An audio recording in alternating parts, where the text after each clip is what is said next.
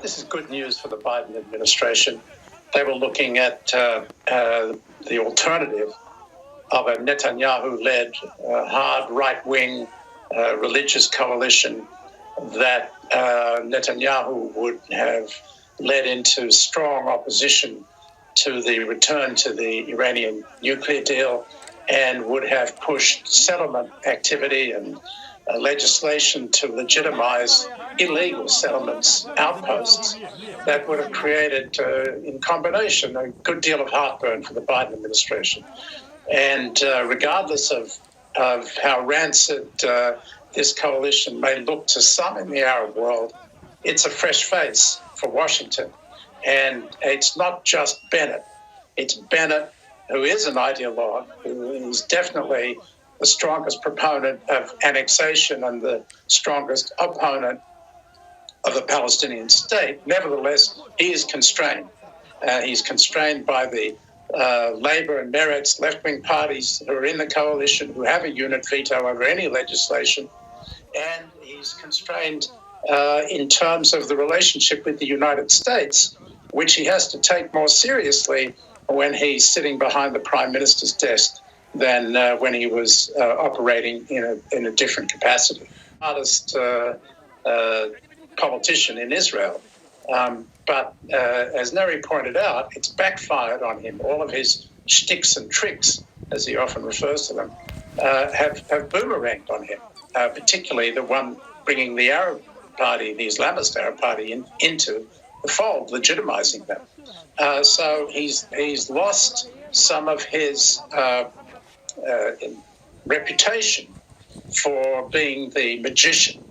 I doubt that he's going to succeed in pulling away two or three politicians to stop this vote of approval for the new government, because what does he have to offer them? It's not as if he has an alternative government to offer them. If he'd done that, he would be in a very different situation today.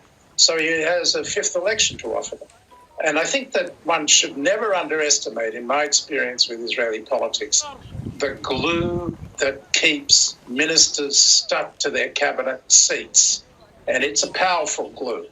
And I don't think any of those who are forming the government today will want to go to elections. That was the primary motivation of bringing them together in the first place.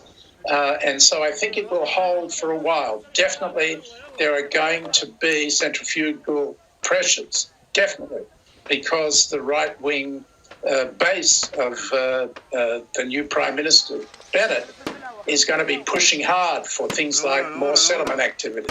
And he is going to have to worry about what will happen to his base. And Netanyahu will definitely be out there trying to rally support against Bennett.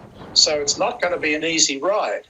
But I think that the sense that if we don't hang together, we'll hang separately is something that is going to give them a longer time in government than we might expect in Israel, across the board politically, against what the United States intends to do. That is to say, to go back to getting Iran into compliance with the nuclear deal, the JCPOA. But the difference will be the extent and style of the opposition. That's all. They're going to be opposed to it. But they recognize, as I think Arab leaders do as well, that this is going to happen. And they can't stop it. The United States is going to go back to the deal. If Iran decides, it's going to go back to the deal. And therefore, it'll be a disagreement, but it'll be the extent of the disagreement is going to be different. And bear in mind, the defense minister of Israel is now in Washington asking for another $1 billion in assistance to refurbish, resupply Israel's materiel that it used in the last round of conflict with Hamas.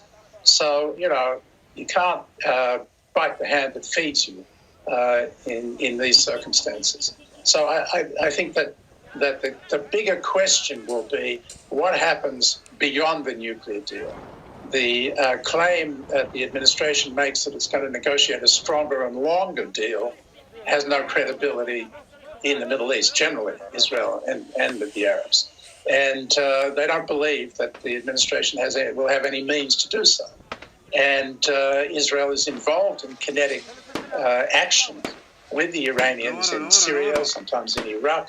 And I think that will continue. And as the clock ticks on the sunset clauses in the nuclear deal, the Israelis are going to become more and more focused on the idea of some kind of military preemptive act against the Iranians, right when the United States will be focused elsewhere on its pivot. So they're going to have to find a way to work together to deal with this problem.